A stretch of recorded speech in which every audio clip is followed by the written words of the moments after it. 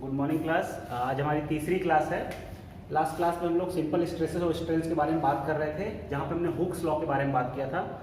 और मैंने बताया था आपको कि हुक्स लॉ जो है वो बताता है कि आपका किसी पर्टिकुलर डायरेक्शन में अगर फोर्स लग रहा है तो उस फोर्स की वजह से उस ऑब्जेक्ट में स्ट्रेसेस कैसे डेवलप होंगे, स्ट्रेन क्या आएगा और इन स्ट्रेसेस और स्ट्रेंस के बीच में क्या रिलेशन होता है, ये हमने देखा था, जो कि हुक्स लॉ से पता चलता है।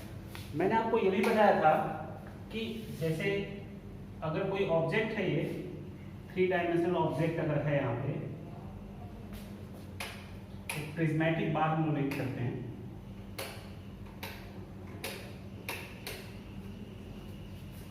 अगर ये हमारा रॉड है तो हमने क्या बताया था, अगर यहाँ पे फोर्स F हमने अप्लाई कर रखा है अगर, और इस फेस पे भी एक फोर्स F अप्लाई कर रखा है, तो एज अ होल ये ऑब्जेक्ट इक्विलिब्रियम में था।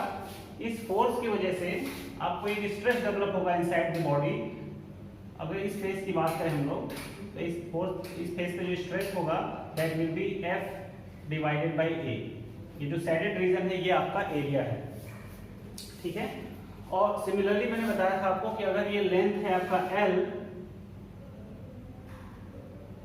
ये लेंथ L है, तो जो स्ट्रेन की वैल्यू होगी that will be del L divided by L, where del L is what? Del L is change in the length। अब आप ध्यान से देखो बेटा, अगर मैं एक्सिस ड्रॉ करूं यहाँ पे, तो ये आपका x एक्सिस है, ये y एक्सिस है, और इसके परपेंडिकुलर ये z एक्सिस है।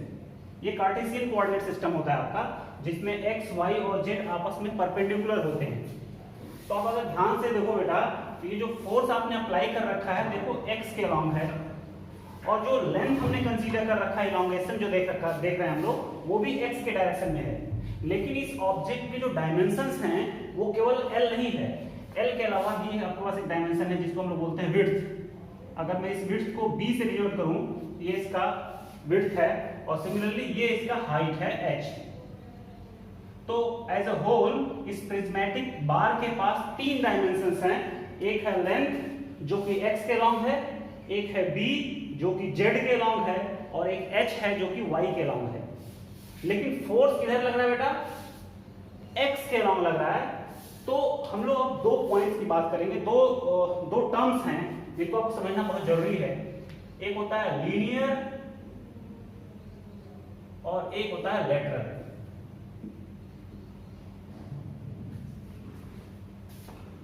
तो अगर मैं इस फोर्स के रेस्पेक्ट में बात करूं तो ये फोर्स किस डायरेक्शन में? x डायरेक्शन में। तो इस Fx के रेस्पेक्ट में ये L जो है ये लीनियर डायमेंशन होगा, क्योंकि अलोंग द फोर्स है ये। लेकिन ये B और H जो हैं ये क्या होंगे? लेटरल डायमेंशंस होंगे, because they are perpendicular to the direction of applied force. तो जो भी डायमेंशन अप्लाइड फोर्स के अलोंग होता है उस डायमेंशन को हम लोग लीनियर डायमेंशन बोलते हैं, और जो डायमेंशन अप्लाइड फोर्स के डायरेक्शन के परपेंडिकुलर होता है उसको हम लोग लेटरल डायमेंशंस बोलते हैं। तो अभी तक हमने क्या देखा था? अकॉर्डिंग टू हुक्स लॉ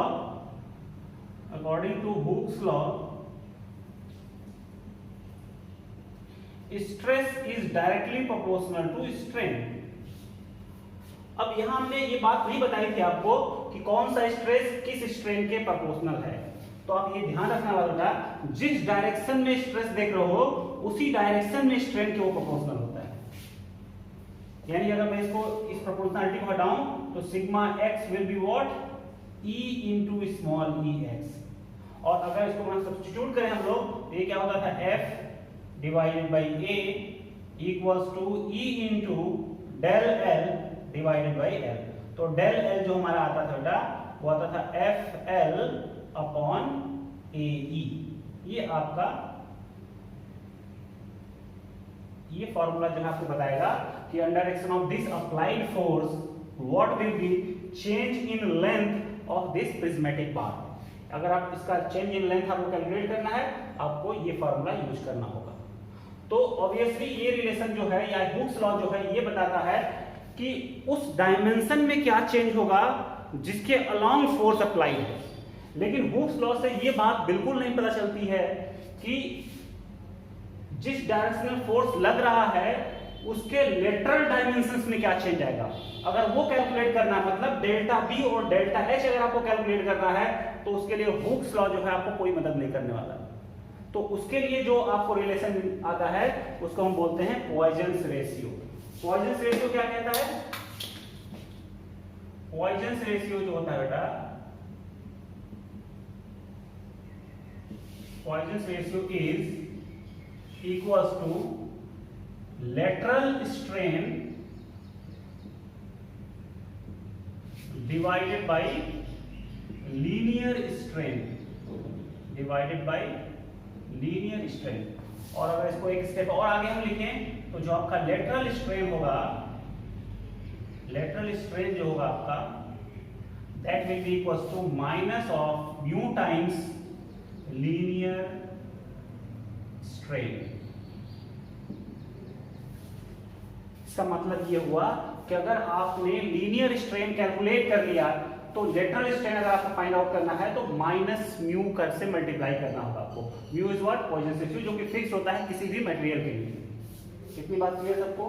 तो अगर हमको लेटरल स्ट्रेन पता है जो कि इस केस में डेल एल बाई एल है या फिर ई एक्स है, सॉरी, अगर आपको लेटरल स्ट्रेन निकालना है तो लेटरल स्ट्रेन क्या क्या होगा बेटा आपको? देखिए, ये जो B है वो Z के डायरेक्शन में है और H जो है वो Y के डायरेक्शन में है। तो इन दोनों डायरेक्शंस में जो डायमेंशंस है दे आर लेटरल डायमेंशंस, और उनमें जो चेंज आएगा और divided by that dimension, that means strain in that direction, that is EX and EY, that is EX and EY।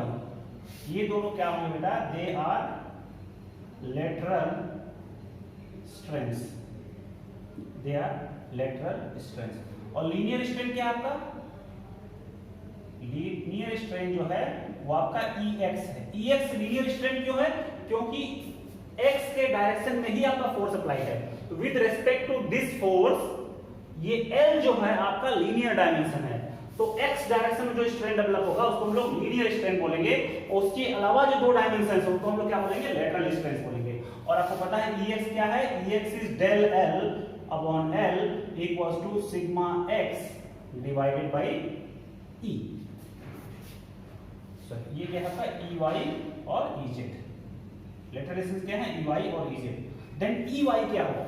अगर मैं इसको देखूं, इस रिलेशन को हम चेक करें बेटा, तो आपको लीनियर स्ट्रेन पता है क्या है? लीनियर स्ट्रेन आपका सिग्मा X अपॉन E है, मतलब EX है, उसको minus mu times EX। Similarly EZ क्या होगा? Minus mu times again EX, क्योंकि लीनियर स्ट्रेन दोनों केस में EX ही है under action of this force. तो आपका क्या हो जाएगा? This will be minus of mu sigma X divided by E minus of mu sigma X upon E। ये माइनस साइन क्यों लगा रखा है बेटा? माइनस साइन इस वजह से लगा रखा है क्योंकि आप अगर फील करो तो अगर मैं इस पे टेंसाइल फोर्स अप्लाई कर रहा हूं तो इसका लेंथ क्या होगा? इंक्रीज होगा, जबकि ये जो लेटरल डायमेंशंस हैं वो डिक्रीज होंगे। तो जो चेंज इन लेंथ आएगा दैट विल बी नेगेटिव 1, या चेंज इन विड्थ जो होगा और चेंज इन H जो होगा वो नेगेटिव होगा अगर ये टेंसाइल फोर्स है। कंप्रेसिव फोर्स है तो L में डिक्रीमेंट होगा और B और H क्या होंगे? इंक्रीज होंगे। क्लियर है इतनी बात? और EY होगा क्या आपका? अगर हम लोग इसका फिजिकल सिग्निफिकेंस देखें तो EY will be del H upon H and EZ will be del B divided by. तो ये आपका लीनियर स्ट्रेन हो गया और ये आपका लेटरल स्ट्रेन हो गया। EX is linear strain, EY and EZ are lateral strains. इन्हें लेटरल क्यों बोल रहे हैं? क्योंकि फोर्स जो अप्लाइड हो रहा है वो X के अलोंग है, और ये दोनों डायमेंशन क्या है? Y और Z X के परपेंडिकुलर डायमेंशंस हैं, तो उसके अलोंग जो स्ट्रेन डेवलप होगा that will be lateral strain. Similarly EY और EZ जो होगा दोनों क्या होंगे? लेटरल स्ट्रेन्स होंगे। अब यहां से आपको क्या पता चल सकता है? अगर आपको लीनियर स्ट्रेन पता है, आपको EX पता है और मटेरियल की पॉइजन रेशियो की वैल्यू पता है, तो आपको डेल्टा H अपॉन H की वैल्यू पता चल जाएगी। और अगर H गिवन है तो डेल एच की वैल्यू आप निकाल सकते हो। मतलब यहाँ से जो एच में चेंज आएगा under action of this force ये आप कैलकुलेट कर पाओगे। सिमिलरली अगर आपको बी में चेंज चाहिए होगा तो इस रिलेशन और इसको यूज कर सकते हो आप, क्योंकि sigma x upon E that is E x आपको पता है ऑलरेडी इस फॉर्मूले से, और अगर ई एक्स पता है तो माइनस म्यू से मल्टीप्लाई कर दोगे, then you will get you will get del B by B, और अगर बी डायमेंशन गिवन है क्वेश्चन में तो आपको डेल बी आप कैलकुलेट कर सकते हो। यानी यहाँ से लेटरल डायमेंशंस में क्या चेंज आएगा ये आप कैलकुलेट कर सकते हो। क्लियर है इतनी बात सबको? और इतनी बात क्लियर है तो थोड़ा सा और एक स्टेप आगे चलते हैं। तो अगर हम लेटरल लीनियर स्ट्रेन समझ चुके हैं तो जरा देखते हैं कि वॉल्यूमेट्रिक स्ट्रेन, एक और टॉपिक जो है इंपॉर्टेंट टॉपिक है, वो समझने की कोशिश करते हैं कि वॉल्यूमेट्रिक स्ट्रेन क्या होगा। वॉल्यूमेट्रिक स्ट्रेन, वॉल्यूमेट्रिक स्ट्रेन, जैसे अभी तक हमने क्या देखा था, लीनियर स्ट्रेन्स और लेटरल स्ट्रेन्स की बात की था हम लोग, मतलब डायमेंशन में क्या चेंज आ रहा है उसकी हम लोग बात कर रहे हैं। अभी हम क्या कर रहे हैं, वॉल्यूम में चेंज की बात कर रहे हैं। तो वॉल्यूमेट्रिक स्ट्रेन को हम डिनोट करते हैं ईडी से, और ये होता क्या है, del V divided by B. मतलब under action of this applied force इस ऑब्जेक्ट के वॉल्यूम में क्या चेंज आएगा। तो आपको पता है कि अगर ये प्रिज्मेटिक बार है, एक पर्टिकुलर एग्जांपल लेके चलते हैं जिसका वॉल्यूम क्या होगा, L into B into H. अगर हम इसको पार्शियली डिफरेंशिएट करें तो आपको पता है कि पार्शियल डिफरेंशिएशन में क्या होता है कि दो को कांस्टेंट रखेंगे, तीसरे को डिफरेंशिएट करेंगे, फिर बाकी दो को कांस्टेंट रखेंगे, दूसरे को डिफरेंशिएट करेंगे, ऐसे करके बाकी दो को कांस्टेंट रखते हुए तीसरे को आप डिफरेंशिएट करते हो। तो del V will be equals to L या डेल L, और B और H वैसे ही रहेगा, प्लस B या del B in bracket L into H, plus del H in bracket L into B। ये हो गया डेल B का वैल्यू। और अगर हम del B by B calculate करें, then we will get del B by B equals to del L BH plus del B LH plus del H LB और divided by LBH। ठीक है, अगर आप इसको सिंप्लीफाई करोगे then you will get del V by B equals to del L by L plus del B by B plus del H by H। और आपको पता है डेल V बाई B जो है वो क्या है, EV है, वॉल्यूमेट्रिक स्ट्रेन है। और डेल L बाई L अभी मैंने आपको बताया था ये क्या है, EX है। और डेल B बाई B जो है, आप इस डायमेंशन को देखो, ये आपका EZ है, और plus del H by H जो है वो आपका EY है। Therefore EV will be what, sum of all the strains. Volumetric strain will be sum of EX plus EY and EZ. और अगर हम इसकी वैल्यू पुट करें यहाँ पे, then you will get sigma x divided by E, किस जगह पे, EX की जगह पे, minus mu upon sigma x upon E, ये मैंने EZ की जगह पुट किया। Similarly minus mu into sigma x upon E, ये हमने रखा है EY की जगह पे। और अगर इसको हम सिंप्लीफाई करें then you will get EV equals to sigma x upon E, common आ जाएगा, इन ब्रैकेट 1 माइनस 2। ये बहुत इंपॉर्टेंट फॉर्मूला है, इसको आप याद रखोगे। तो अगर कोई प्रिज्मेटिक बार पे हमने एक पर्टिकुलर डायरेक्शन में फोर्स अप्लाई कर रखा है, single force, uniaxial force apply कर रखा है, ऐसे फोर्स को क्या बोलते हैं, यूनिएक्सियल फोर्स। अगर इस प्रिज्मेटिक बार पे यूनिएक्सियल फोर्स अप्लाइड है, तो अगर इसमें वॉल्यूमेट्रिक चेंज निकालना आपको या फिर वॉल्यूमेट्रिक स्ट्रेन निकालना है, तो आप डायरेक्टली ये फॉर्मूला अप्लाई कर सकते हो। आपको Fx दिया हुआ है, इस एरिया से डिवाइड करोगे आपको सिग्मा मिल जाएगा। इस मटेरियल का यंग्स मॉडुलस आपको गिवन होगा E, पॉइजन रेशियो भी गिवन होगा, उसकी वैल्यू पुट करोगे आपको EV मिल जाएगा। और अगर आपको वॉल्यूमेट्रिक स्ट्रेन निकालना है तो सिंपली ये फॉर्मूला यूज कर सकते हो। लेकिन अगर आपको वॉल्यूम में चेंज निकालना है, मतलब डेल V निकालना है, then you have to do EV multiplied by V, क्योंकि डेल V बाई V जो होता है वो EV होता है। तो यहां से आपको वॉल्यूम पता है, वॉल्यूम क्या होगा, LBH के बराबर हो जाएगा। तो वॉल्यूमेट्रिक स्ट्रेन में L BS से मल्टीप्लाई कर दोगे, then you will get change in volume. Clear है, इतनी बात समझ में आ रही है? तो अगर हम इसको समराइज करें बेटा, हमने क्या देखा, देखते हैं जरा जल्दी से इसको एक बार समराइज करता हूं मैं।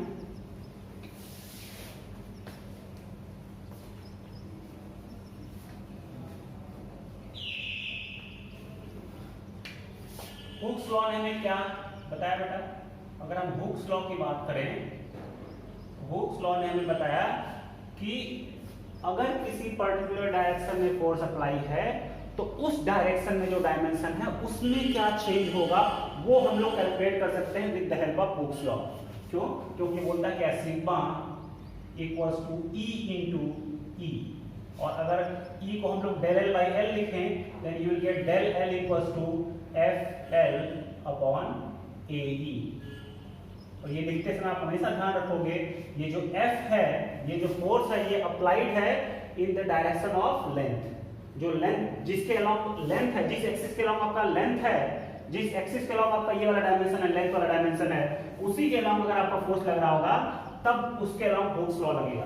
यानी हुक्स लॉ की हेल्प से हम लोग लीनियर डायमेंशन में जो चेंज आ रहा है, लीनियर डायमेंशन कहने का मतलब है जिस डायरेक्शन में फोर्स लग रहा है, तो लीनियर डायमेंशन में जो चेंज आएगा that will be calculated with the help of Hooke's law. लेकिन आपको लेटरल डायमेंशन में चेंज निकालना है then you have to use Poisson's ratio. और पॉइजन्स रेशियो क्या कहता है कि जो लेटरल स्ट्रेंथ होते हैं, इस केस में आपका EY और EZ है, और ये लेटरल स्ट्रेंथ होंगे दे will be minus of mu EX minus of mu EX, where EX is what linear strain, minus mu जो है आपका मल्टीप्लाइंग फैक्टर है जिसको लोग पॉइजन रेशियो बोलते हैं, हर एक मटेरियल का एक कांस्टेंट होता है, ठीक है। तो with the help of this you can find del B and del H। Del B निकालने के लिए क्या करना पड़ेगा आपको? आपको पता है कि रिलेशन क्या है आपका, EY equals to minus of mu, और EX जो है आपका क्या है, डेल L अपॉन L है, और डेल एल आप यहां से कैलकुलेट कर सकते हो, ठीक है। तो ये रिलेशन यूज करके आप जो है लेटरल डायमेंशंस में जो चेंज होते हैं वो फाइंड आउट कर सकते हो। इतनी बात क्लियर है? ओके, तो ये तो हो गया बात जब हम लोग एक सिंगल फोर्स अप्लाई कर रहे हैं अलोंग एक्स डायरेक्शन। तो सिमिलरली अगर हम वाई डायरेक्शन में फोर्स अप्लाई करेंगे, अगर सेम फिगर हम लोग, मैं 3 केसेस को अब सम करने जा रहा हूं।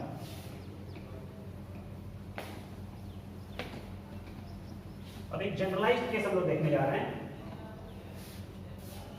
अगर कोई 3 डायमेंशनल ऑब्जेक्ट है आपके पास बेटा, ये प्रिज्मेटिक बार है,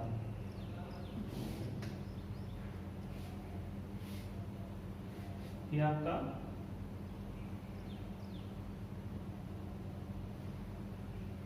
ये प्रिज्मेटिक बार है। इस डायरेक्शन मतलब इधर आपका सिग्मा एक्स लग रहा है, मैं सीधे सिग्मा एक्स लिख रहा हूं, अभी तक एफ एक्स लिख रहा था, अब सीधे सिग्मा एक्स लिख रहे हैं क्योंकि उस एफ एक्स के करेस्पॉन्डिंग आपका एक स्ट्रेस भी होगा। तो इधर सिग्मा एक्स, इधर आपका सिग्मा वाई, और इधर आपका क्या है, सिग्मा जेड है। ये आपका जो है डायमेंशन, ये एल, ये डायमेंशन आपका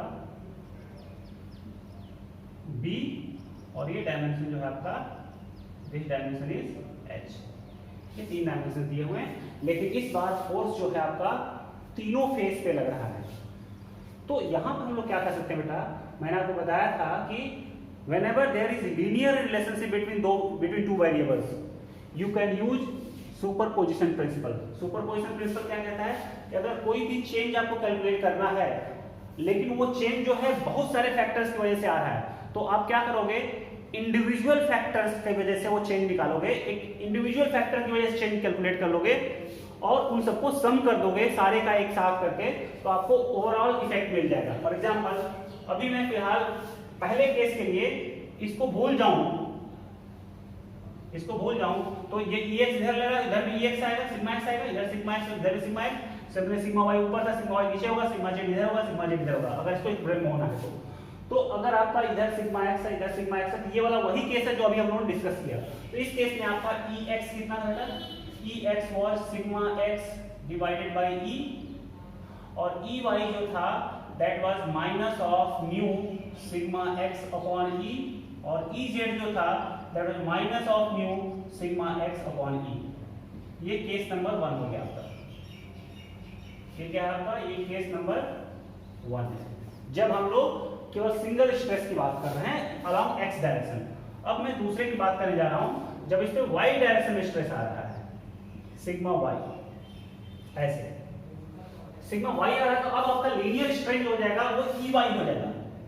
ई Y will be sigma Y upon E, और बाकी जो दो हो जाएंगे they will be lateral stress. तो E X will be what?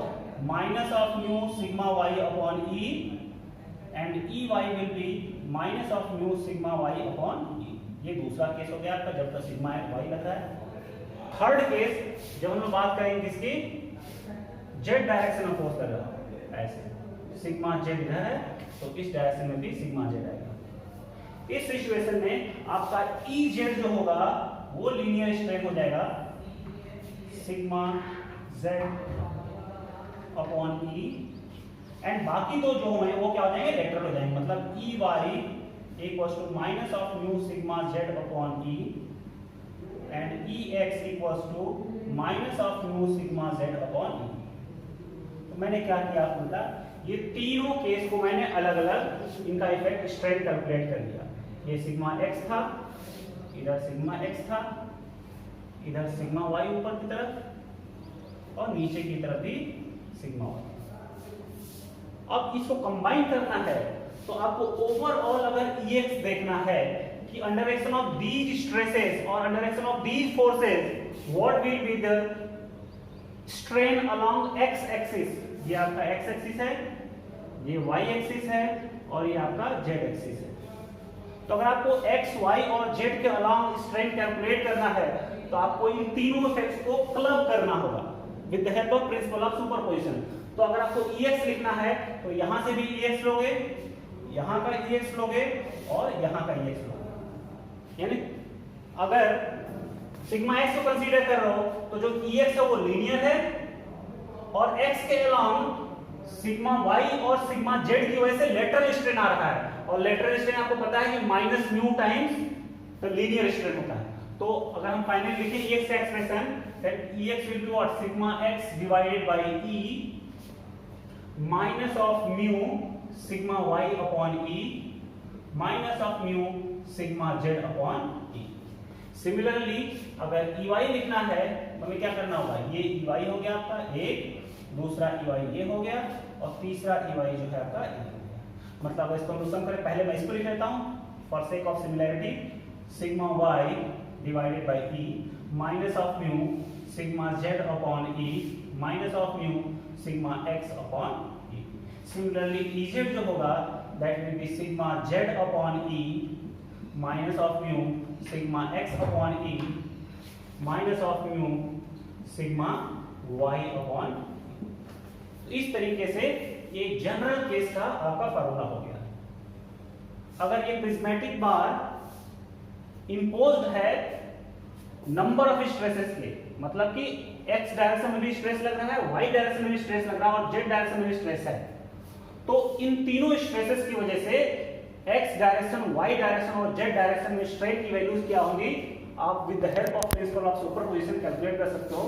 अगर आपको वॉल्यूमेट्रिक स्ट्रेन कैलकुलेट करना है तो क्या हो जाएगा? Ev, सेम वही formula, Ev equals to Ex plus Ey and plus Ez।